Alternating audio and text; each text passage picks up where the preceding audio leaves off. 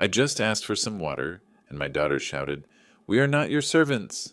right in my face as I lay exhausted in the house I had paid for with my life, fresh from heart surgery. I, the father who had given everything for her happiness, felt a betrayal deeper than any pain. They thought they were unpunished and had power over me, but then I said, "You have 72 hours to leave this house.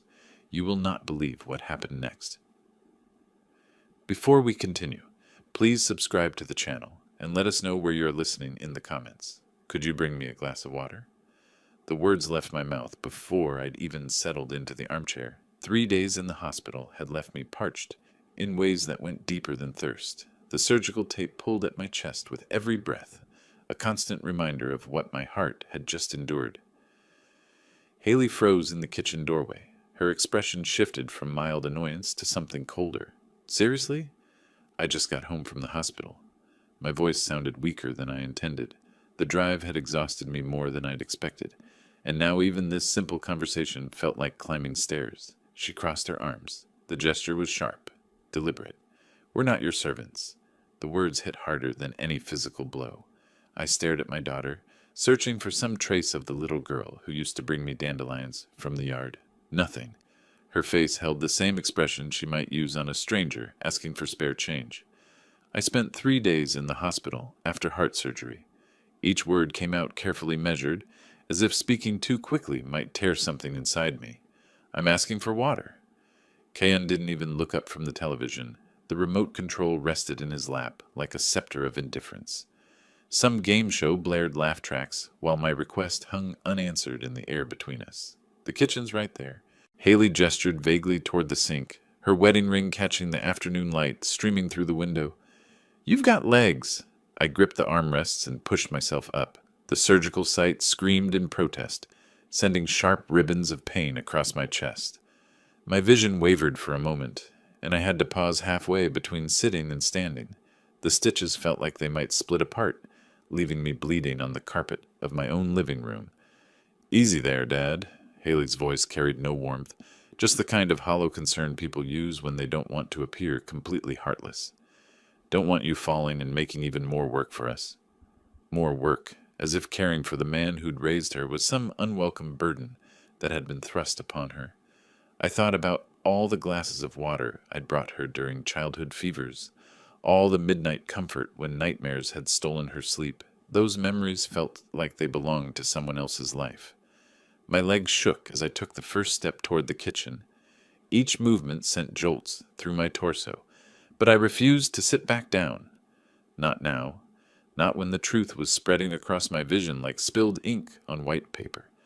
"This is ridiculous," Kayan finally spoke, his eyes still fixed on the screen, acting like he's dying or something. "It was just a little heart procedure."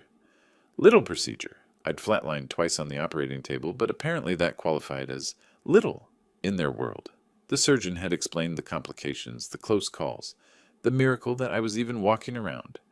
None of that seemed to register with the two people who should have cared most. The kitchen felt miles away instead of just across the room. Each step was a negotiation between my will and my body's limitations. Behind me, I could hear Haley's exasperated sigh, the kind she used to reserve for traffic jams and long grocery store lines. "Next thing you know, he'll want us to cook his meals too," she muttered to Kayan. "Don't give him ideas." Kayan's chuckle was dry, empty of any real humor. I reached the counter and gripped its edge. The cool surface steadied me while I processed what I'd just heard. These weren't temporary frustrations or stress-induced comments.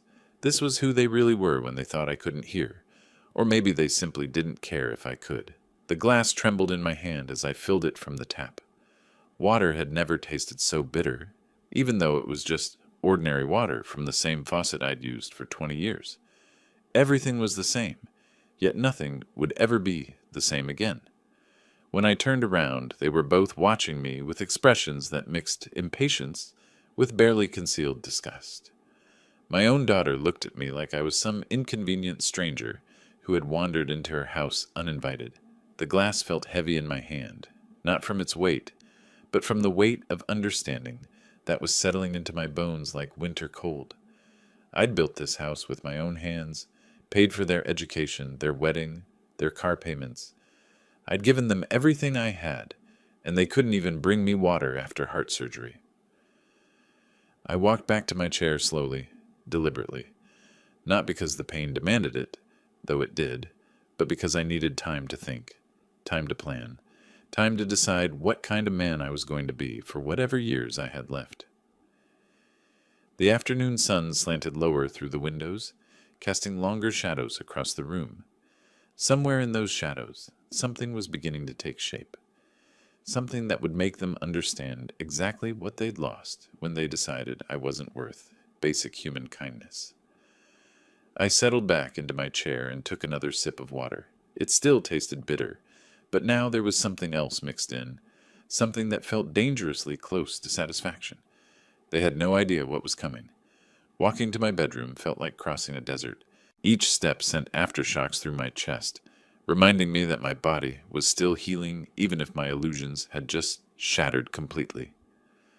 The hallway stretched longer than usual, family photos on the walls watching me with faces that suddenly seemed like strangers.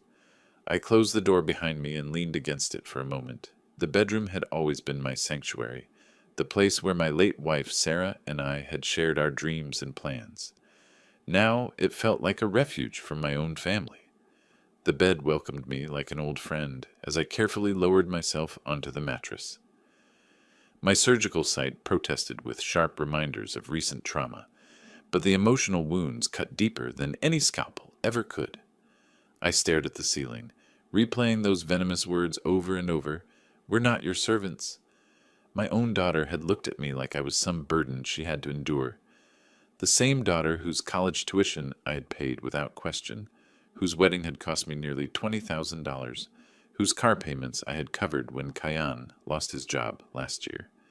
Memory has a way of flooding back when you need it most. 5 years ago, after Sarah's funeral, I had sat in this very spot making one of the biggest decisions of my life. The insurance money had been substantial, enough to buy something smaller for myself and help my daughter start her married life properly.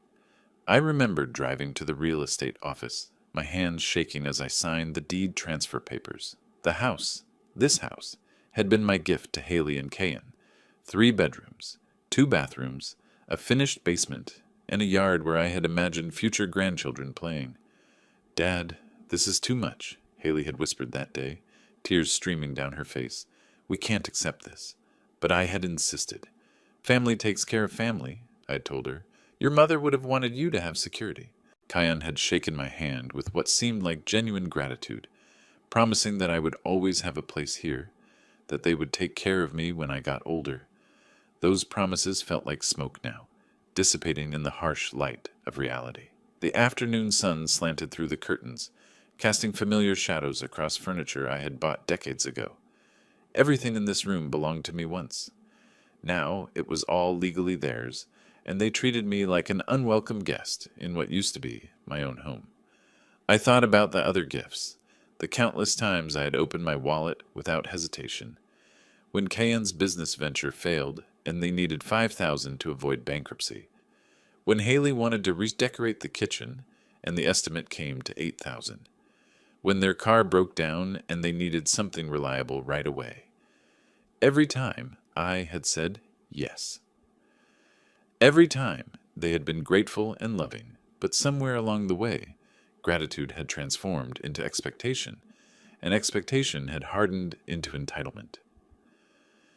My chest tightened, though whether from the surgical site or from the weight of understanding, I couldn't tell. The pattern was so clear now that I wondered how I had missed it for so long.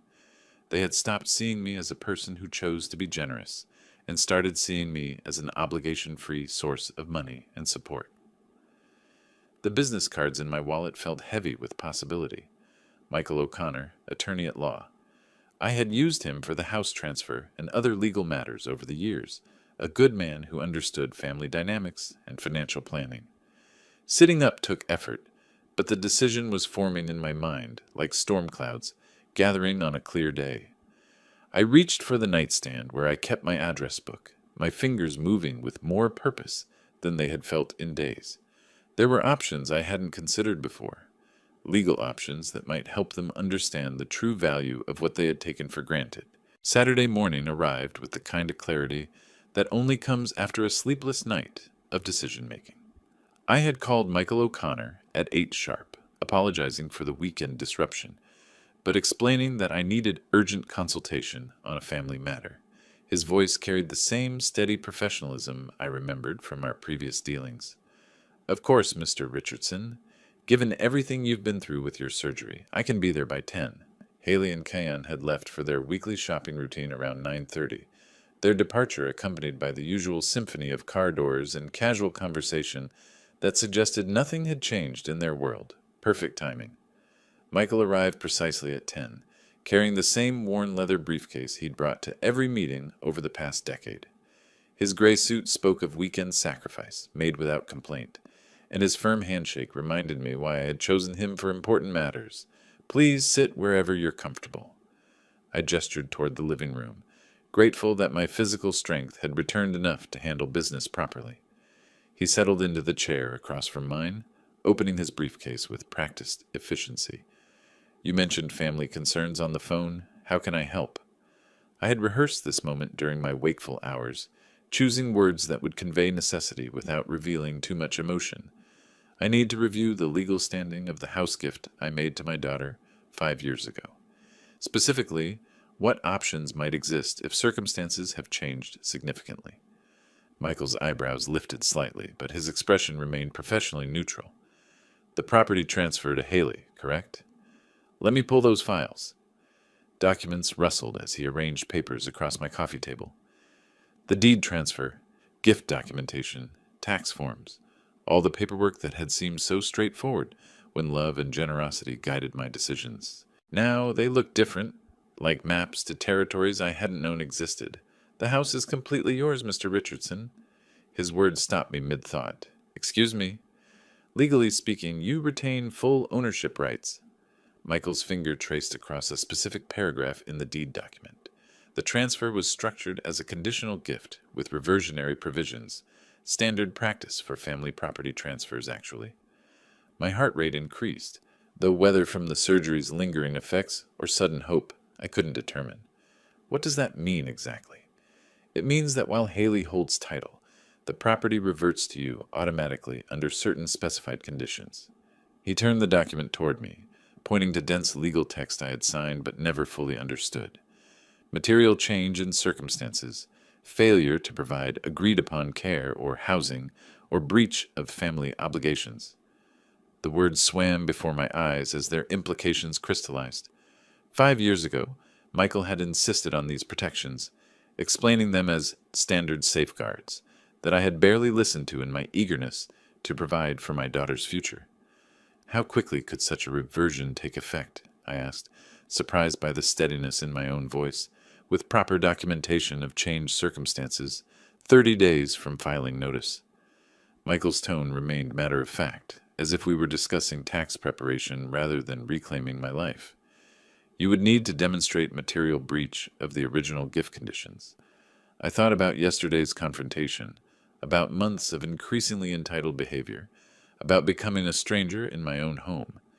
Material breach seemed like an understatement. What kind of documentation would be required? Witness statements, evidence of changed circumstances, documentation of breached agreements. Michael gathered the papers into a neat stack, though I should mention this would require careful consideration. Family property disputes can have lasting consequences. Through the window, I could see Mrs. Henderson from next door working in her garden, normal Saturday morning activities continuing while my world quietly shifted on its axis.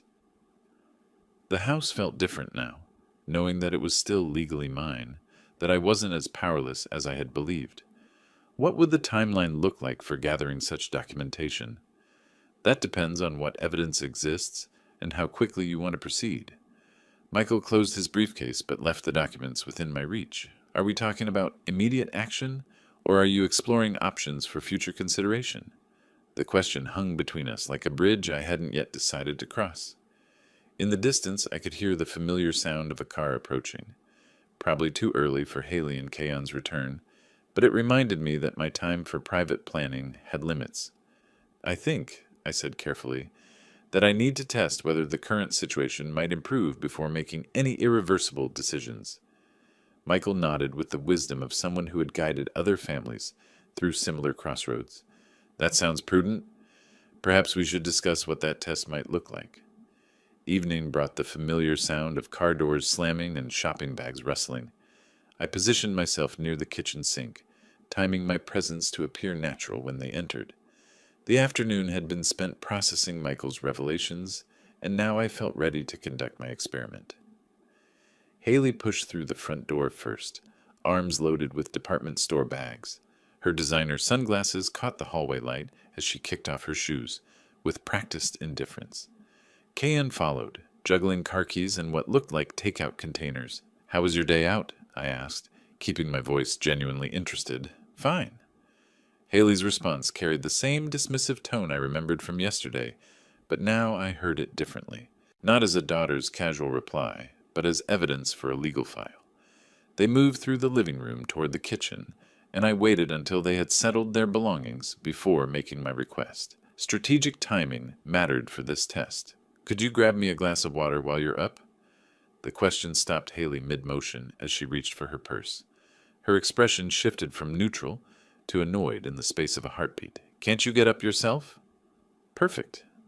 Almost exactly the same reaction as yesterday, but now I was prepared to push further. "I'm still recovering from surgery. It would really help." Kayan looked up from his phone with visible irritation. "You walked to the kitchen just fine. What's the big deal about walking a few more steps?"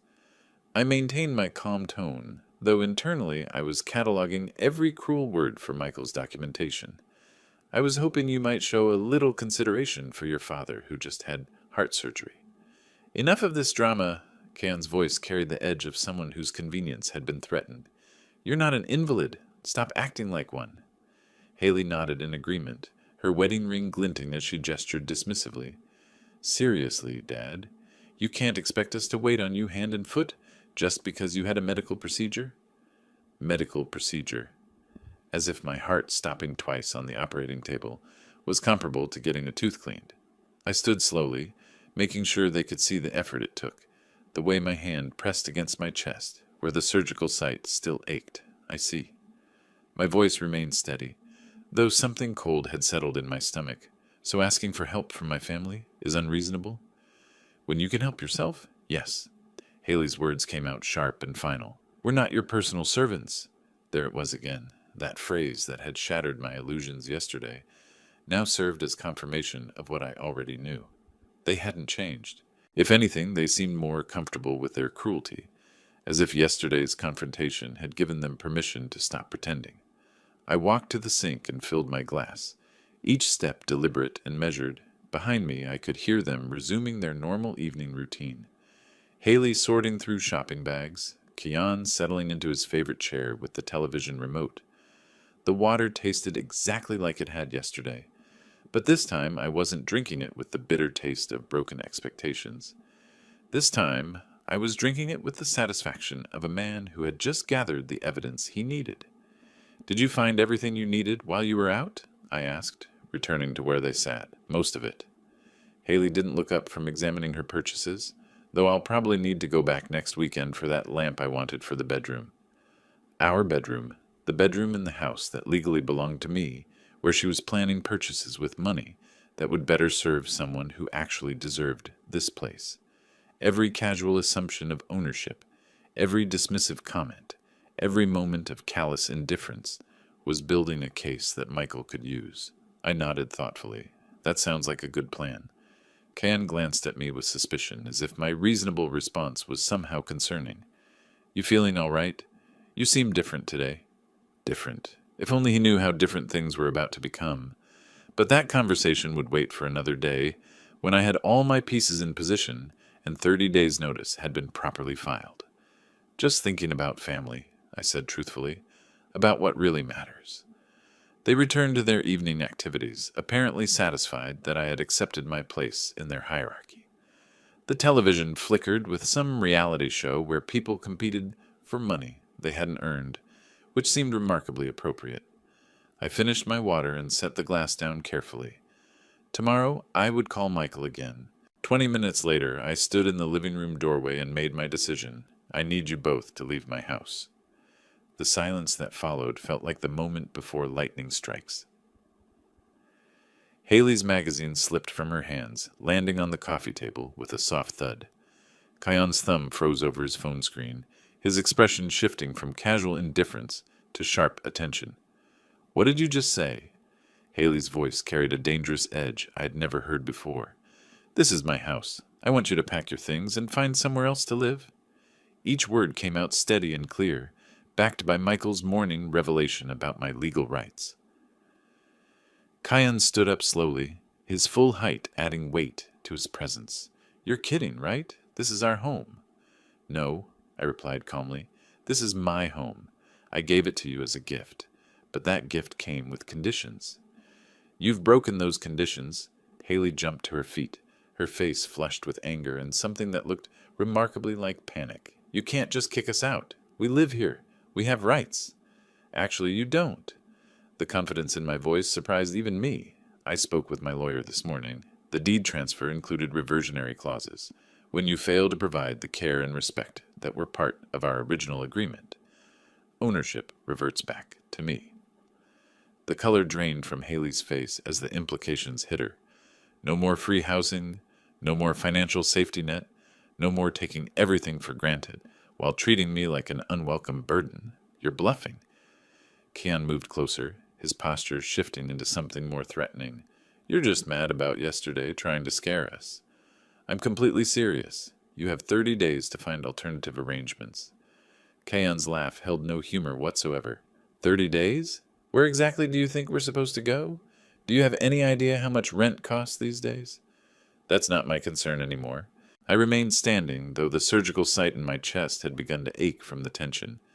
You made it clear yesterday and again today that caring for your recovering father is too much trouble.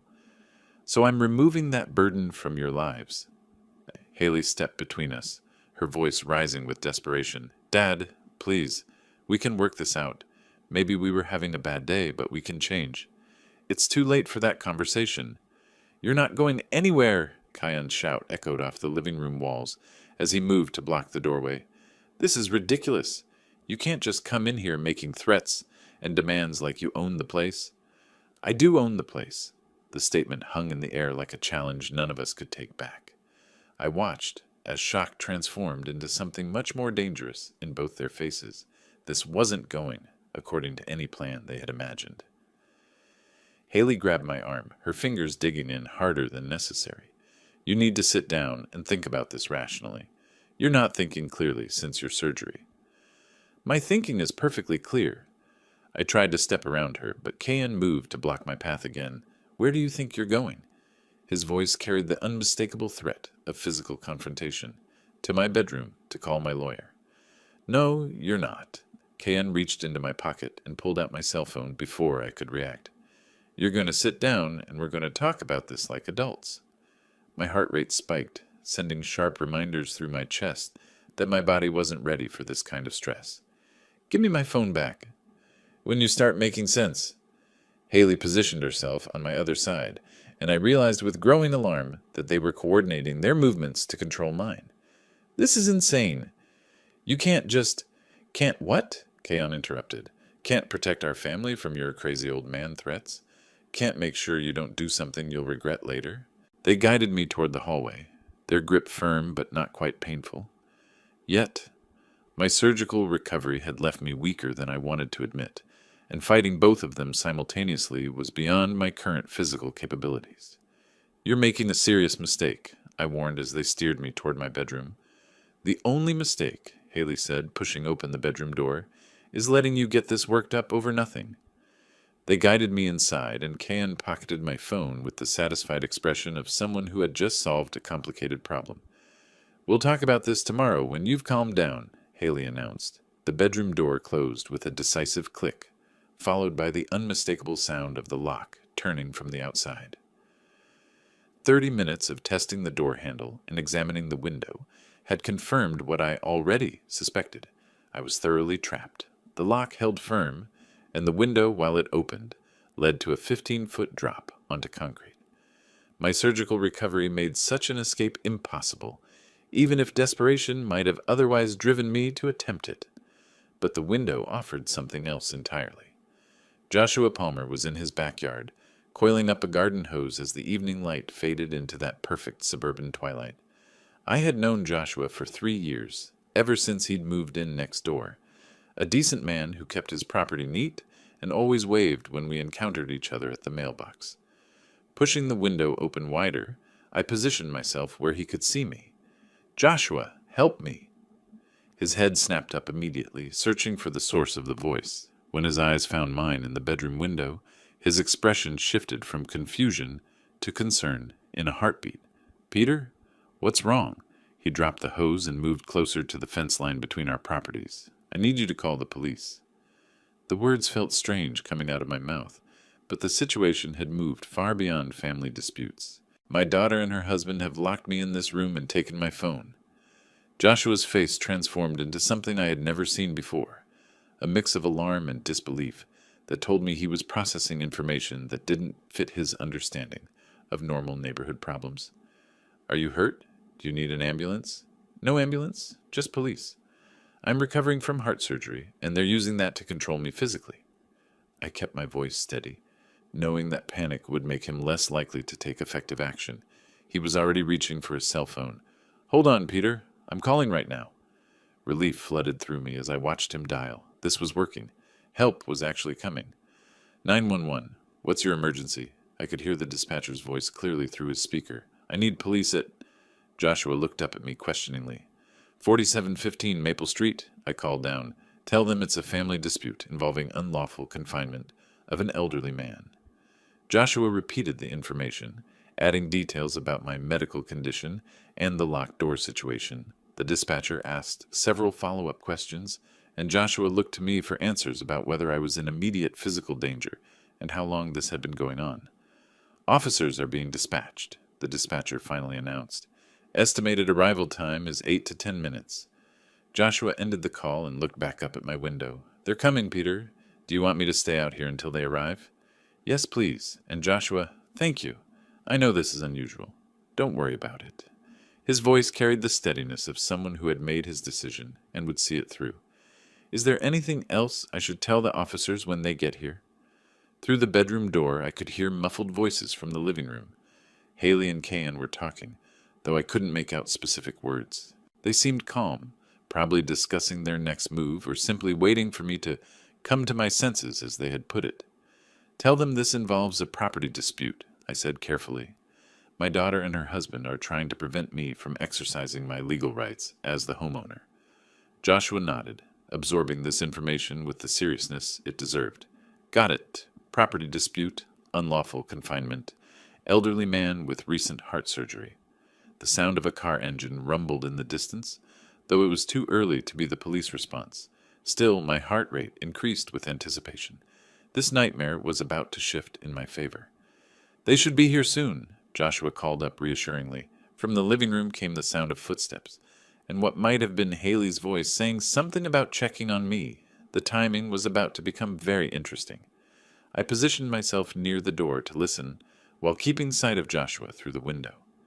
The next few minutes would determine whether my family's attempt to control me through physical intimidation would succeed or backfire spectacularly. "I can see a police car turning onto Maple," Joshua announced. Footsteps rushed down the hallway toward my door. The lock clicked open, and Haley appeared with a concerned expression that would have won her an Academy Award. "Dad, are you feeling all right? You seem agitated." Her voice carried the perfect blend of worry and confusion, as if she had found me in some kind of medical distress, rather than locked behind a door she had secured herself. "The police are here," I said, stepping past her into the hallway. "Police? Why would police be here?" Kayan emerged from the living room, his face a masterpiece of bewildered concern. "Did something happen?" Before I could respond, the doorbell rang. Haley immediately took my arm, guiding me toward the front door with the gentle touch of a devoted daughter helping her fragile father. "Let me get that," she said, opening the door to reveal 2 officers, a man and woman in their 30s, both carrying the professional demeanor that comes with years of domestic calls. "Good evening. I'm Officer Edward. This is Officer Chloe." We received a call about a family dispute. There must be some mistake, Haley said, her voice perfectly pitched with confusion. We're just having a quiet evening at home. My father just had heart surgery, so we're being very careful with him. I stepped forward. Officers, I called you through my neighbor because my daughter and her husband locked me in my bedroom and confiscated my phone. Officer Chloe's eyes moved between us, noting the body language and positioning. Sir, can you tell us exactly what happened tonight? They physically forced me into my bedroom and locked the door from the outside when I told them they needed to leave my house. Each word came out clear and deliberate. Haley's hand flew to her chest in apparent shock. Dad, that's not what happened at all. You were feeling dizzy and confused, so we helped you to your room to rest. The door wasn't locked. You were just having trouble with the handle. The door was definitely locked, I insisted. Kayan moved closer, positioning himself supportively near Haley. Mr. Richardson has been having some confusion since his surgery last week. The anesthesia can affect elderly patients for days afterward. We've been trying to help him, but he's been making accusations that don't make sense. Officer Edward pulled out a notebook. Sir, when did you have this surgery? Monday, but I'm not confused. They locked me in that room because I told them to leave my house. Dad is just confused after the anesthesia, Haley said, her voice carrying the patient tone of someone dealing with a difficult medical situation. He's been saying strange things all day. We love him and we're trying to take care of him, but it's been challenging. Officer Chloe looked around the living room, which appeared completely normal. No signs of struggle, no evidence of the confrontation that had taken place an hour earlier. Mr. Richardson, do you feel safe in this house? Not when they lock me in rooms and take my phone? We didn't take your phone, Dad. Haley reached into her pocket and produced my cell phone. You left it on the kitchen counter. We were charging it for you. The smooth delivery of that lie stunned me. She handed the phone to Officer Edward, who examined it briefly before returning it to me. Mr. Richardson, have you been taking any pain medications since your surgery? Some, but I'm not confused or delusional. My voice carried increasing frustration as I realized how this was playing out. Officer Edward glanced at his partner. Ma'am, has your father been exhibiting any other signs of confusion or disorientation? Haley nodded sadly. He keeps insisting this is his house and that he wants us to leave. But we live here. We take care of him. This afternoon he was demanding we bring him water and getting very upset when we suggested he could get it himself. Because I just had heart surgery. We know, Dad. Kayan's voice was gentle, understanding, but the doctor said light activity was good for your recovery. We're just trying to follow medical advice. Officer Chloe took notes as she observed our conversation. Mr. Richardson, do you remember what you said to your neighbor tonight? Yes, because they had locked me in my room. He was confused about the door handle, Haley explained. The bedroom door sticks sometimes, especially for someone who's not at full strength yet. The officers exchanged a look that told me everything I needed to know about how this was going to end. They saw an elderly man recovering from major surgery, possibly confused by medication, making accusations against family members who appeared concerned and caring. Folks, it seems like there might be some misunderstanding here related to post-surgical recovery, Officer Edwards said diplomatically. Mr. Richardson, if you feel unsafe or need help, you can always call us. But right now, I don't see evidence of any crime being committed. They stayed for another 10 minutes, asking basic questions and taking notes, but the outcome was predetermined from the moment Haley produced my phone and blamed everything on surgical confusion. After the officers left, the house fell into an ominous quiet. Haley and Kayan stood near the front door, their expressions transforming back to the cold calculation I had seen earlier. That was a very stupid thing to do, Kayan said, his voice carrying a threat that the officers had never heard. They locked me in my bedroom again, but this time they took everything from me, from my phone to my documents. The 90 minutes I spent in that bedroom gave me time to think, and my thoughts led me to a decision that my body would probably not like. The window beckoned me like a challenge I couldn't ignore. 15 feet to the ground. For a healthy person, it would be doable. But for someone who had undergone heart surgery 5 days ago, it could end in disaster. But remaining imprisoned in my own home seemed a worse fate than risking a fall. I opened the window as wide as possible, studying the fall. The landscape below offered some mercy, A flower bed with soft soil rather than concrete pavement. Small blessings for desperate people.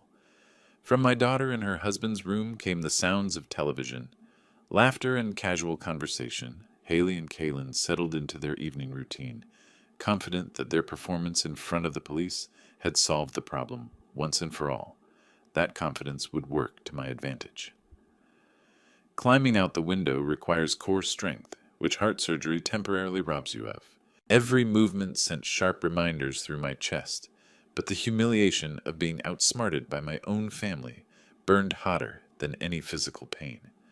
I pushed one leg through the opening, then the other, until I sat on the windowsill like an elderly burglar planning the most pathetic robbery in the world. The ground seemed farther away from this angle, and I wondered briefly if despair always felt like this. Like standing on the edge of something with no good options. The fall shook every bone in my body when I finally let go. Pain shot through the surgical incision like electricity, and for a moment I lay motionless in the flower bed, waiting to see if anything important had torn. When no immediate disaster announced itself, I struggled to my feet and brushed the soil off my clothes. Moving around the perimeter of the house required stealth that I hadn't needed since playing hide-and-seek as a child. Every step had to be calculated to avoid the gravel path and the motion sensor near the garage. The familiar landscape of my own property had turned into an obstacle course. At the front door, I crouched down carefully and lifted the doormat.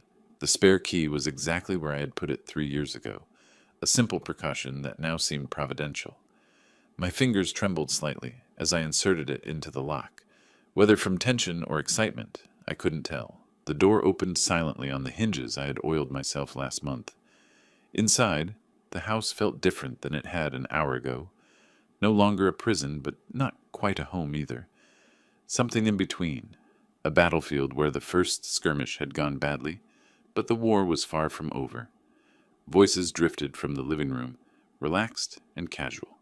They were discussing plans for the weekend, ordinary household conversations between people who believed they had successfully neutralized the threat. The irony would have been funny if it weren't so outrageous. I carefully made my way to my bedroom, avoiding the creaky floorboards and direct view from the living room.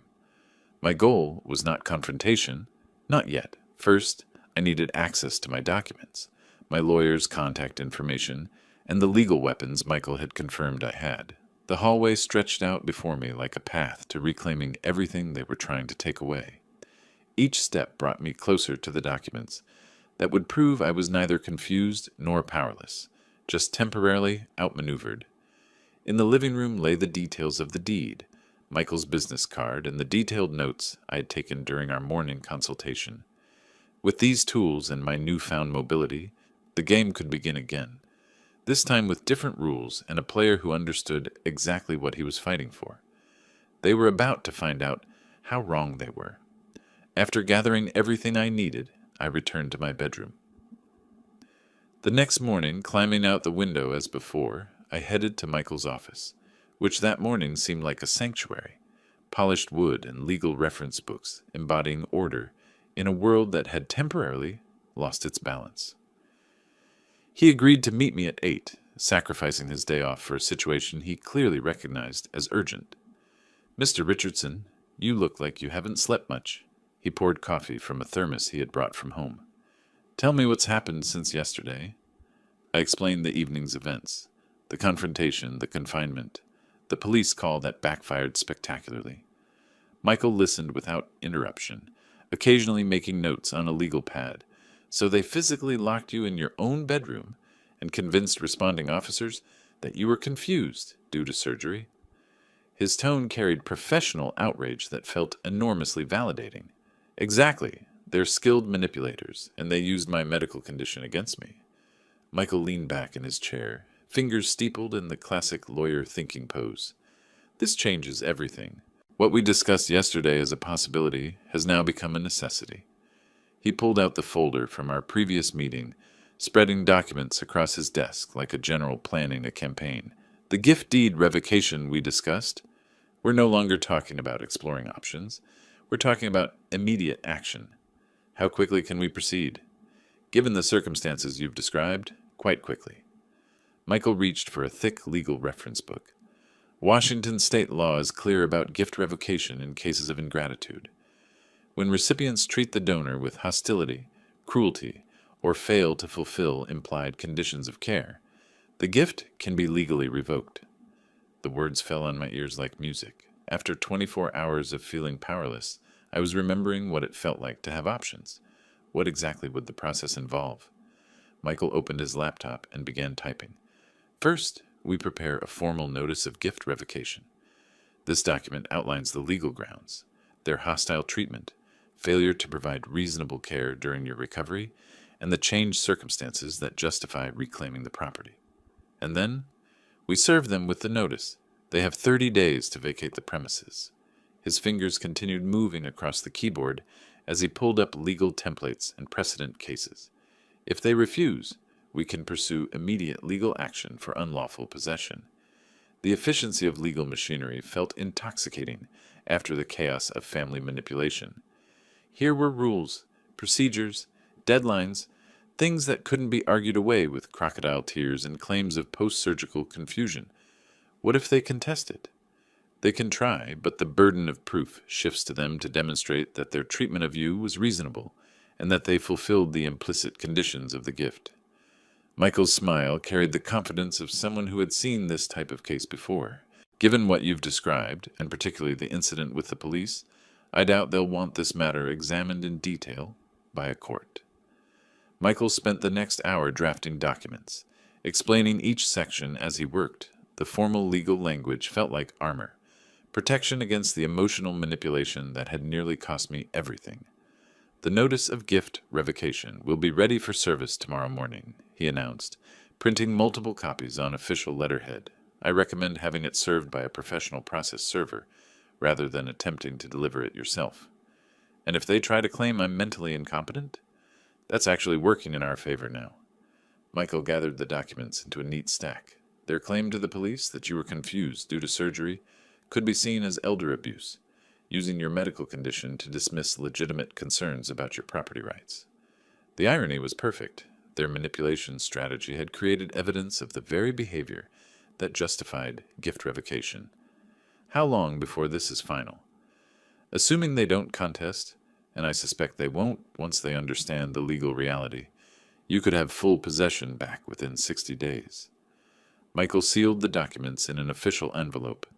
However, the psychological impact will be immediate. They'll realize that their control over this situation was always an illusion. Standing to leave, I felt something I hadn't experienced since Friday afternoon. Genuine optimism. The law was on my side. I had professional representation. And my family was about to learn that treating your elderly father like an inconvenience carries consequences. Michael, I can't thank you enough for meeting me today. Mr. Richardson, what happened to you this weekend was unconscionable. I'm glad we can correct it. He handed me the envelope containing copies of the legal documents. I'll call you tomorrow once the process server has been scheduled. Walking toward the office door, I realized that everything had changed. I was no longer a confused old man making baseless accusations. I was a property owner exercising his legal rights with professional representation and due process of law. The drive home would give me time to plan exactly how I wanted to handle the next phase of this situation. Monday morning brought clarity and official documents printed on Michael O'Connor's letterhead. I stood in the living room holding papers that would change everything, waiting for the perfect moment to reclaim what had always been mine. Haley was in the kitchen making coffee, moving with the casual confidence of someone who believed she owned the house around her. Kyan sat at the dining table scrolling through his phone, probably planning his day without any awareness that his world was about to collapse. Haley, Kyan, I need you both in here. My voice carried an authority they hadn't heard before. Not the confused, pleading tone of a sick old man asking for water, but the firm command of someone holding all the cards. They exchanged glances as they moved into the living room. Haley's expression showed mild annoyance, as if I were interrupting something important, rather than about to deliver the most significant news of their adult lives. I held up the documents, making sure they could see the official letterhead and formal legal formatting. These are eviction notices. You have 72 hours to remove yourselves and all your belongings from my property. The silence that followed was profound. Haley's coffee mug stopped halfway to her lips, suspended in disbelief. Kayan's phone screen went dark as his grip loosened. "What are you talking about?" Haley's voice carried the first hint of uncertainty I had heard from her since Friday. "I'm talking about the legal reality you chose to ignore." I unfolded the first document and began reading. Notice of gift revocation. Pursuant to Washington state property law, the undersigned property owner hereby revokes the gift deed executed in favor of Haley Richardson on the grounds of material ingratitude and breach of implied conditions. Kayan stood up abruptly. "You can't be serious. This house is ours. We live here. You lived here at my discretion, which you forfeited when you decided to treat me like an unwelcome stranger in my own home." I continued reading from the legal document. Specific grounds include hostile treatment of the grantor, failure to provide reasonable care during medical recovery, and deliberate confinement against the grantor's will. Haley set down her coffee with shaking hands. "Dad, this is crazy. You can't just kick us out. We have nowhere to go." "That's not my concern anymore." The words felt liberating. You had the opportunity to treat your recovering father with basic human decency. Instead, you chose cruelty and manipulation. "But the police said you were confused." Kayan's voice rose with desperation. "You were having post-surgical problems." "The police said what you convinced them to say. My lawyer was very interested in that detail when I explained how you used my medical condition to dismiss my legitimate concerns about property rights." Reading the legal consequences aloud gave each word extra weight.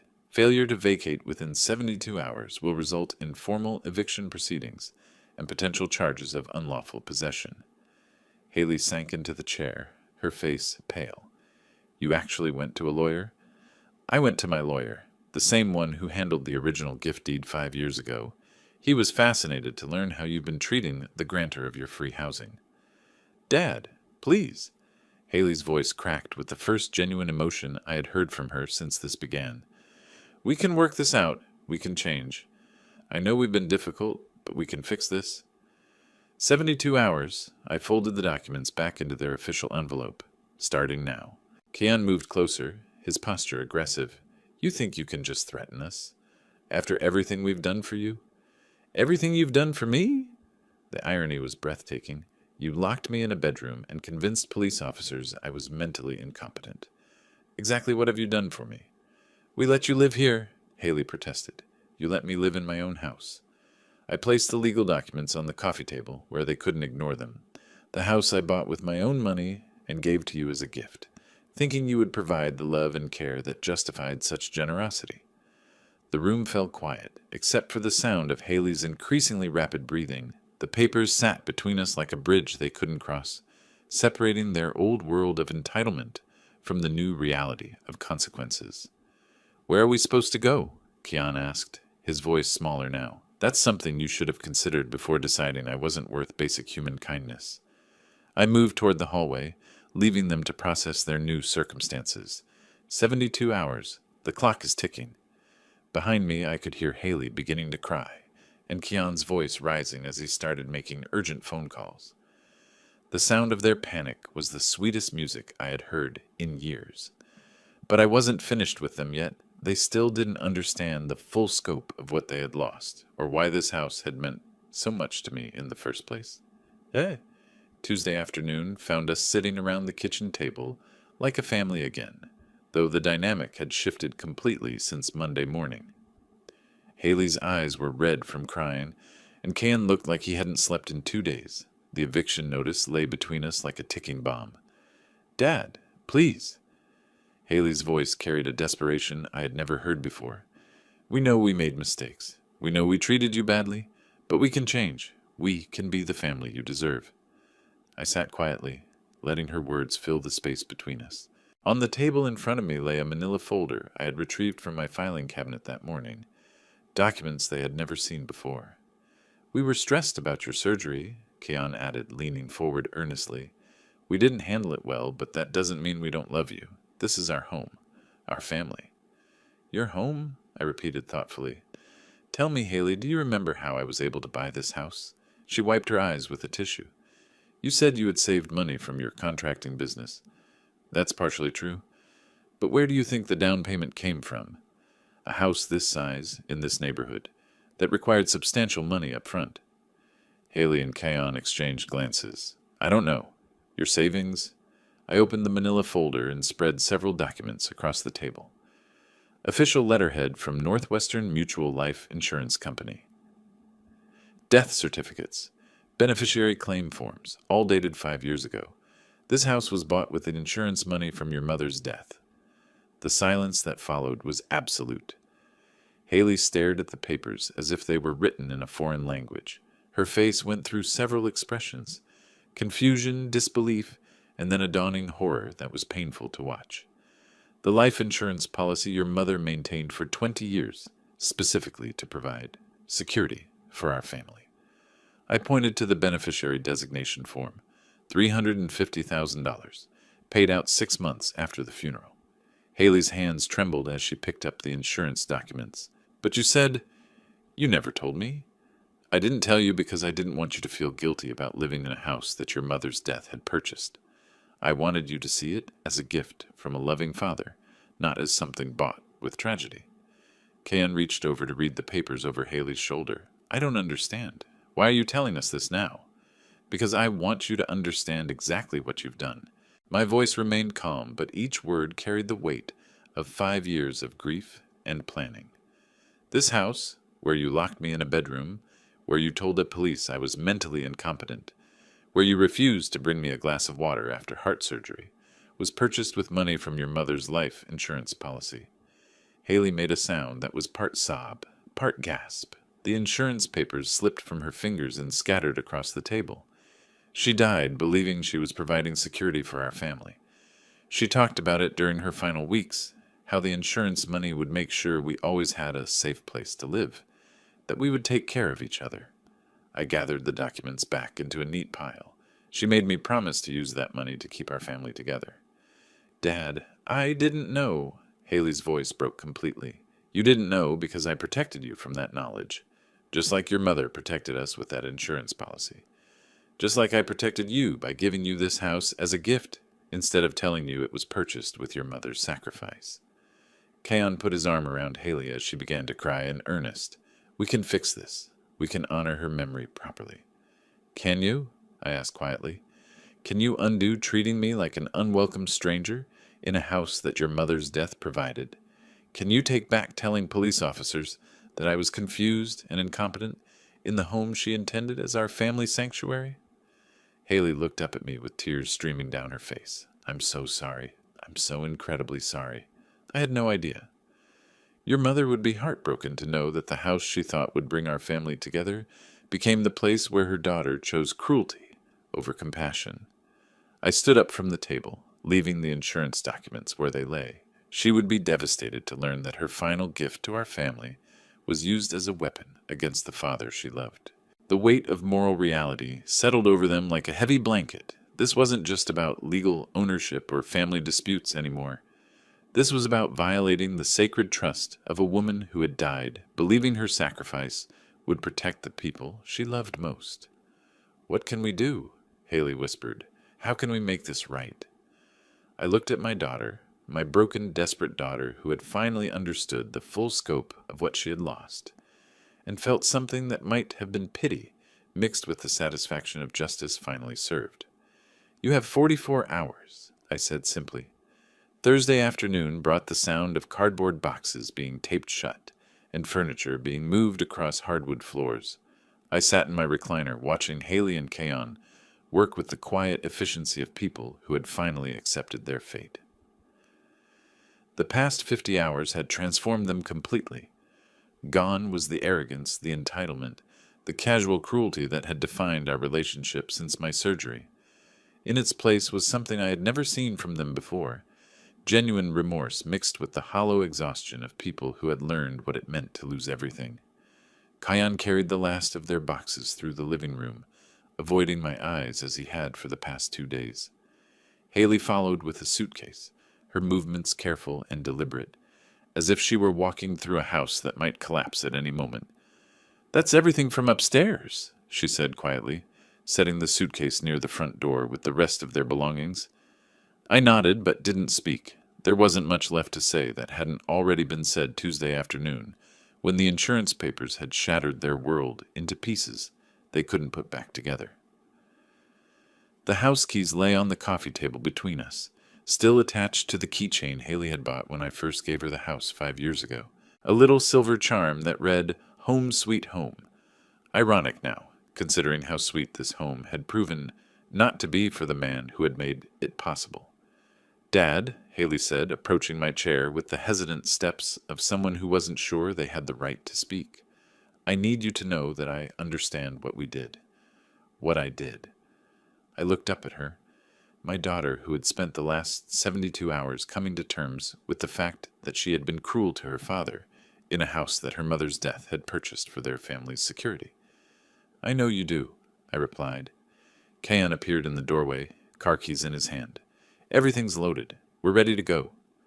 Haley picked up the house keys from the coffee table, holding them for a moment, as if they weighed more than metal and plastic had any right to weigh. When she handed them to me, her fingers trembled slightly. "These belong to you," she whispered. The keys felt warm in my palm, though whether from Haley's touch or from the symbolic weight of reclaimed ownership, I couldn't tell. "They always did." She nodded, understanding the deeper truth in those words. This house had always been mine. Legally, morally, and in every way that mattered, she had simply been allowed to live here through my generosity, a generosity she had repaid with contempt and cruelty. "I'm sorry about Mom," she said, her voice breaking slightly. "I'm sorry we dishonored her memory in the house she provided for us." "Your mother would have wanted you to treat me with love and respect," I said calmly. "She would have been heartbroken to see what you chose instead." Kayan stepped forward, extending his hand toward me. "Mr. Richardson, I want you to know that I take full responsibility for my part in this. I supported Haley's behavior, and I participated in treating you badly. That was wrong." I shook his hand briefly.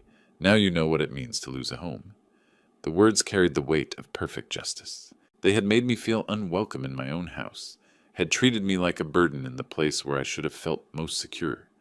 Now they would learn what it felt like to be homeless, to have no place that was truly theirs. They walked toward the door together, Haley pausing at the threshold to look back one final time. "Will you ever forgive us?" "That's not the question you should be asking," I replied. "The question is whether you'll remember this lesson well enough to treat the next person with the kindness you should have shown me." The door closed behind them with the soft click of finality. Through the window, I watched them load their remaining belongings into their car and drive away from the property that would never again be their home. Silence settled over the house like a comfortable blanket. For the first time in almost a week, I was alone in my own home, without the weight of family tension or the threat of being treated like an unwelcome stranger in my own domain. I looked down at the keys in my hand, then at the insurance papers still scattered across the coffee table.